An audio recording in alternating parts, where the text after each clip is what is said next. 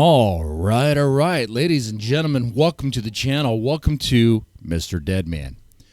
So, I was listening to the Mr. Metokur latest stream, the September 2025 one. And, okay, first off, let me back up a little bit. So, there was this little rumor that Mr. Metokur had died. That was put out there by this guy named Brian Dunn. Brian Dunn. Okay. Now, he retracted that statement, said it was a joke, which, okay, could have been. I don't know. You know, people saw that Minister Metokur had some recent activity on, something, was it Steam or something, to indicate life. Here's the thing with Metokur, and I'm just trying to be objective here. He's just kind of a voice, right? Like, we don't really know much about him. He's a man that's kind of shrouded in secrecy, even though he's been doxxed and all that stuff, which I disavow, obviously. He's still a man kind of shrouded in mystery. He only shares so much. And so, and with that, it does kind of create like this environment where people can cook up little conspiracies and really run with them. So there is that small section or segment that really doubt the stuff going on with his health and all that. And some think is actually dead, and then the voice is just being lived on by, I guess, his wife. I don't fully believe that until, well, last night I was starting to think that a little bit. So I started the Mr. Metokur latest stream. I only caught like 5 minutes of it, but the voice sounded different to me. It sounded a bit off. And the way he pronounced what was a doge. He pronounced it in a way that was so off. Like, what in the world? Like, it sounded so off. It sounded so AI, the way it was pronounced. So, very schizo thought there. Maybe I need to take my pills. Maybe I need to, not listen to so much of the dark sector of the Boit of YouTube there. The place where Perspicacity and Brian Dunn like to lurk.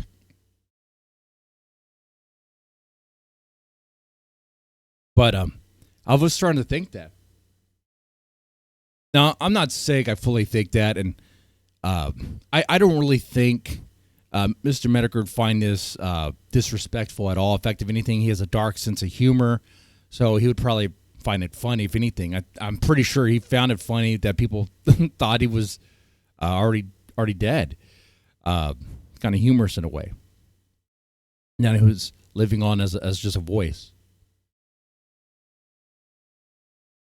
But I didn't finish that stream, and apparently there was something I missed. Like a very emotional moment for Metokur. Okay. All right. Well, I'll give that a go. I'll check it out. I want to hear it. People say that Mr. Metokur was worked up here about Charlie Kirk's death in a way that was in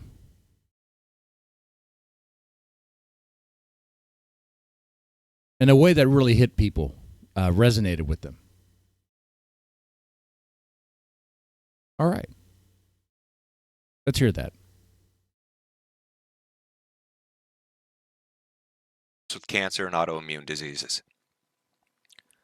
As time progressed, it got worse. I've had multiple heart attacks, multiple strokes, rib fractures, back fractures, burst fractures in my spine. Something that had crippled me to the point where it took 13 months to be able to walk again. Okay, hold on. I could already hear the naysayers. I could already hear like the conspiracies. Wait, how do you have multiple heart attacks, have all this stuff? You had a spine burst, what? And then you're able to walk again? And that's 13 months?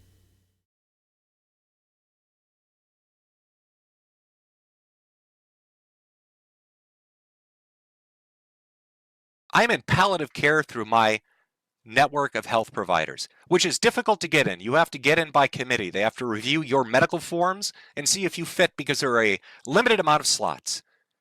But even looking at mine, they said that hospice was on its way and death was around the corner. I am sick. I am horribly sick and in agony every day of my life. But even facing that, as somebody who grew up in a Lutheran household whose grandfather was a Lutheran minister, I still didn't turn to God. It wasn't something, even death didn't make me turn to God. I was apatheistic, somebody who was disinterested, who felt that it didn't apply to me, that whatever my fate was going to be, it was going to be. But Charlie Kirk's death has had more of an effect on me than I can reckon with. Not just me, but my wife.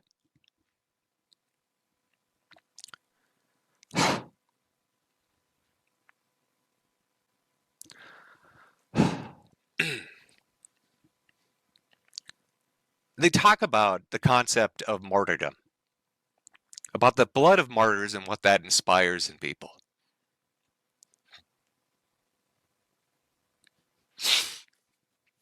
So this is the part where Metokur's crying. You can hear the sort of like crying sounds.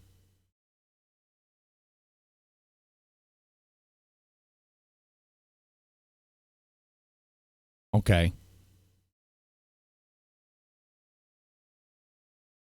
Now, let's hear the crying sounds, and then when he gets back into talking, and does it sound real?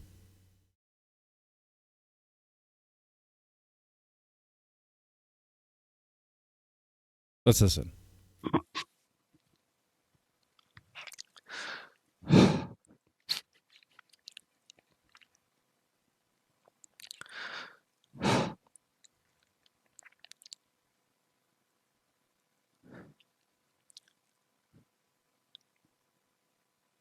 Charlie Kirk helped me find God.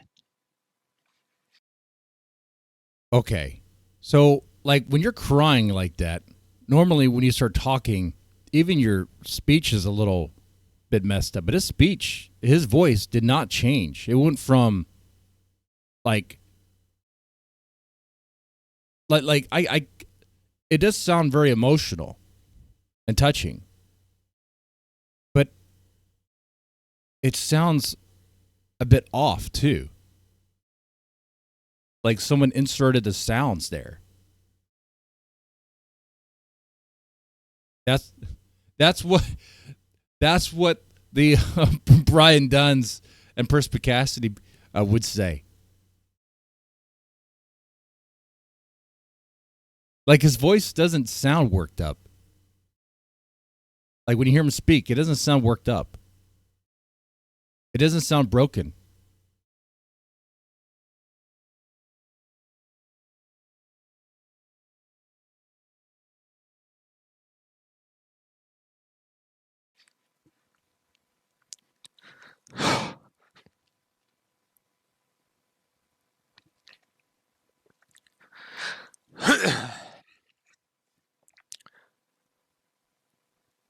I want to be a man like him.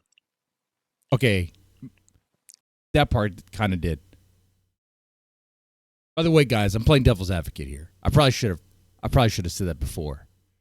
They said people are going to take this the wrong way and be like, "What are you saying? That it's all fake? Where you're questioning a man grieving?"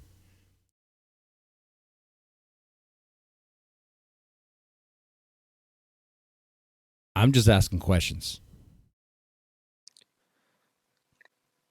I want to aspire to that. This man's death has impacted people in ways I don't think I can even truly put into words. This one action has planted seeds in so many people. It is a harvest that will be reaped, maybe not tomorrow, maybe in a generation, but it is most definitely coming.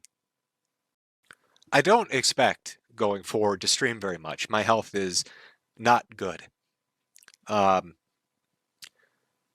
really wouldn't have come back to talk about things. I mean, he might as well stream. He survived multiple heart attacks. He survived a spine rupture, rib fracture. Like, His body's just exploding on him, it sounds like. Right? It's crazy. Like, he's a man that's like suffering all these illnesses that would normally just cripple someone forever or kill someone. But Metokur can't die. It's like you might as well just stream. Apparently. He'll be back again next month. If it hadn't been something that actually personally affected me, or that I found it be of actual significance, this is one of those things. I don't know how long you've watched me for, or what you've listened to that I've created. I've had different phases and different content throughout the years. All sorts of different subjects. But I would hope that in your observation of the things I've created and the things I've talked about, you would come to the conclusion that while not infallible, I'm very good at observing certain behavior patterns. And I am. Or you weren't very good with the COVID prediction.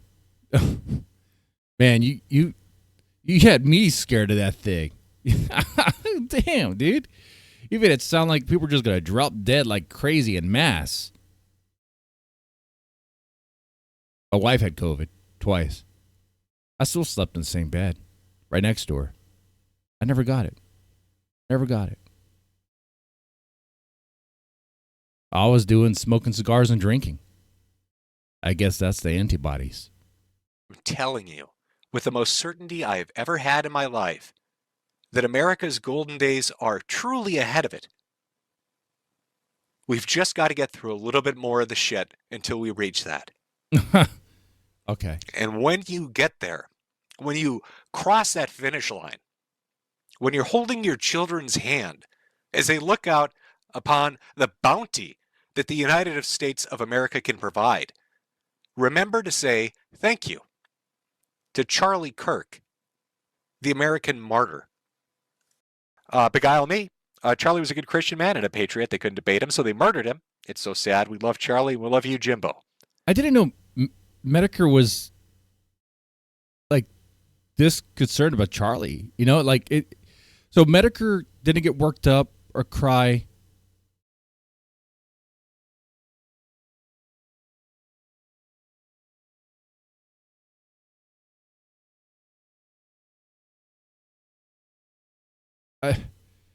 He got worked up here. Okay. I mean, it's sad what happened. It's horrible what happened.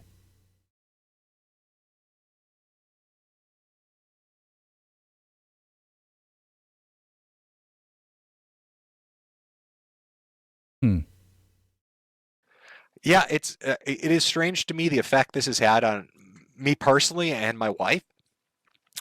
She is equally as fucked up as I am. We've been talking about going to church a lot. We don't know where to.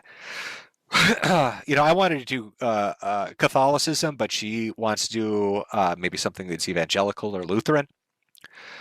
So we're just planning to try out different ones every Sunday until we find one that fits us, I guess. I don't know. Gonna go church shopping, okay. Again, I'm not a well-versed or super religious man, so don't expect. The way that's worded, too, that could appeal to everyone in his chat. Yeah, I'm thinking about religion, guys. Thinking about going to church more. I'm thinking about Catholicism, but my wife wants to go Lutheran or maybe something else, maybe more evangelical. Way to maximize the grieving donos. Me to talk about this in great depth. It feels, I don't know, like a personal thing, and it feels that it would be somewhat perverse of me to start talking about it too much until I have a handle on it personally, I think, I'd almost compare it back to, if you remember JonTron when he debated Was It Destiny, and he was putting out all this stuff, and if you look back on that, a lot of stuff that JonTron said was right on the money. It was very accurate. But he felt like he was very new to right-wing positions. And so he had something that I like to call like red pill Tourette's, right, in a political sense. He just couldn't help himself. He started throwing out all sorts of shit. Okay. And even though a lot of it was very correct, he sounded insane. And so, he was overwhelmed by his enthusiasm for something new. And it kind of took a hold a little bit too much of him. You get what I'm saying? And I don't want to I do guess, that yeah. with religion. So I don't mind talking about it and the effect this has had on me and the effect this has had on my wife. But I don't want to, red pill Tourette's myself in religion and start running around like a crusader screaming Days Fault, talking about children crusades to take out the Muslims. You got me? So it's going to take a little while. Do you think this is hitting you harder because you feel you're not long for this world? Currently searching for God, Jesus myself. Well, like I said, it's not. Now, here's the thing. There's a lot of people who are going to be mad because I'm probably not sounding very respectful of this. We've been hearing about Metokur dying for a while now, for years. He'll stream again next month. And the month after that. And then the month after that. He'll do his once a month stream. And that's amazing. That's interesting. When you're facing death and you're sick and, not to be morbid, but like here's a progress. I did this stream talking about this is my last stream. I'm fucked, right? And I didn't expect to stream again after that, and I was able to. And I can't explain to you why I've been able to or why this has been prolonged to the amount it has, but it has not been pleasant. I took care of my mother when she was dying for about a year. She had an aortic dissection, which is a tear in your aorta. And they did surgery on her, and afterwards, she was completely crippled. Now, her insurance was okay, but not great, so you couldn't get a live-in caretaker for 24 hours a day. So while I was finishing up college degrees and working, I took care of her all the time. And, over that course of a year up until her death, you start to pick up on like a transitional thing, right? Of what somebody's like as they approach death. It's very strange, but there are stages to it. And it's not crazy and pronounced, right? They're not going to turn pale and scream and then keel over. It's hard to explain unless you've been through it. But watching that, as a person who was in a caretaker position, and now as somebody who's in a position where, fucked, I recognize in myself those steps. And so you confront your mortality and your death pretty quickly when you know what's coming and you can see that step-by-step progression taking place and where I am now and I can see that where my mother had been. So I know what it portends. I don't just need doctors to tell me that, which they openly do now. I've got a good vibe for it myself. I hear what he's saying there. I can recognize that. My grandmother she had Alzheimer's, and she was in a specialized nursing home for a little bit towards the end of her life, and you could see it whenever we started visiting her. We visit her frequently, but whenever we would visit her, you could see her kind of progress or regress, if you will, closer to death. Especially the last time I saw her was the last day she lived. But I saw her that day.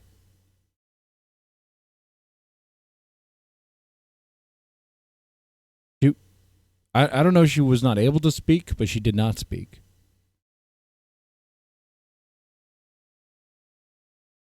I'm not exactly sure if she recognized me because of her Alzheimer's.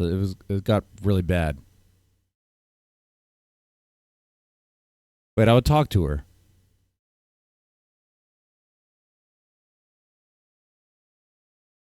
Talk to her.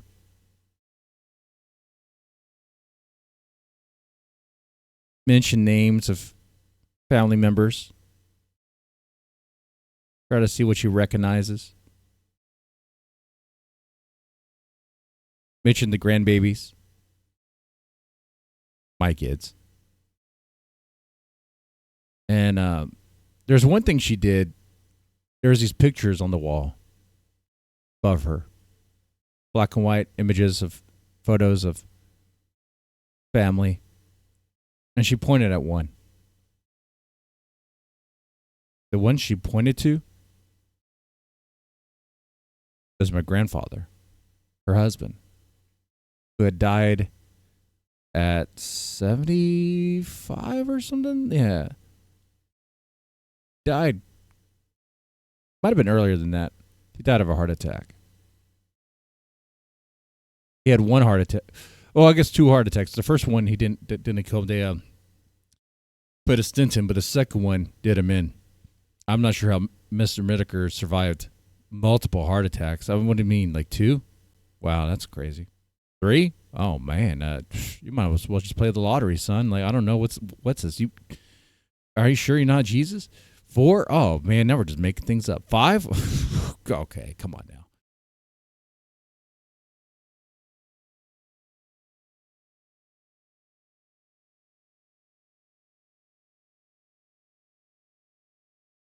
Yeah, see, I don't fully believe in Metokur's illnesses necessarily, because through Metokur I've learned to not believe pretty much everything I hear, because you don't know. You don't know what's real and what's not real.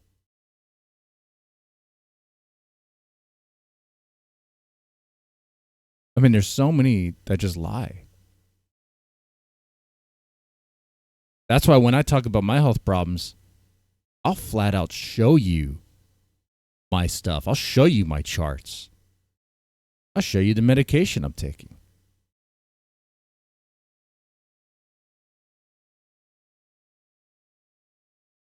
Not to create some sort of parasocial relationship with you guys, but to create transparency and honesty. I joke around a lot.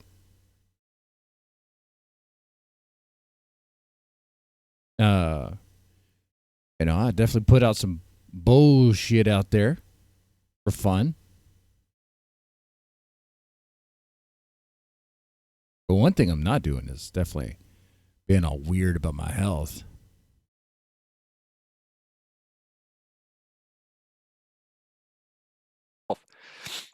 So you asked me like, oh, do you need to be end of life to approach faith? That wasn't what pushed me into faith, or attempting to approach it, I should say. Um, I can't explain it to you. I just can't. I think there are just certain things that will happen in your life, whether they are personal or somewhere off in the environment and the minutia of society, that will just hit you. You will be thunderstruck by it, and it will be transformative, and you can't really explain it.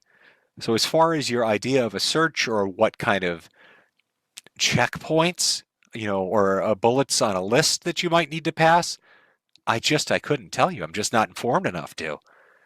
I can just tell you that's how it hit me, and I can't explain it better than that. All right, that's the end of that clip there. So let me just say this. It does sound like a very touching, very emotional delivery from Metokur. Those who don't really believe that it is truly Metokur and think it's AI won't be really convinced otherwise. I mean, they'll hear what they're looking for, and I could see. I can hear the little things that they would use there for that.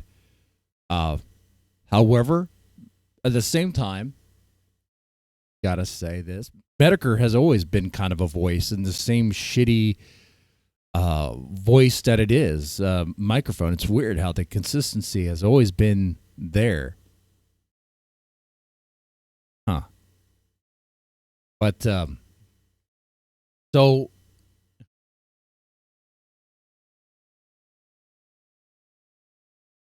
maybe it is legit.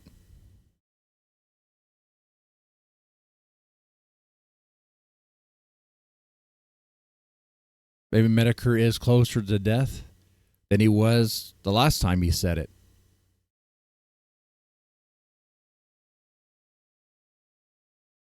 And the time before that. Or maybe this is the grift that keeps on grifting. I don't know. That's up to y'all, man.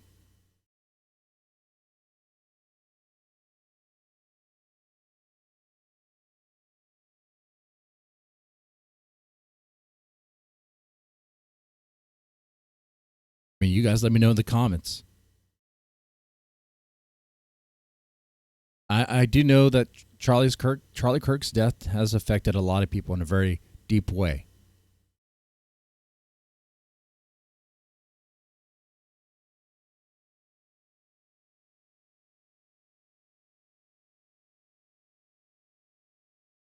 I'm a bit more worried about what happens next.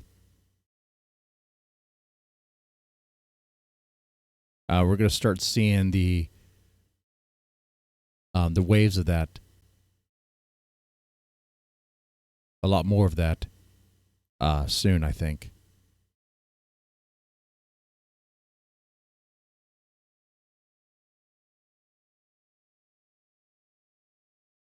That's about it.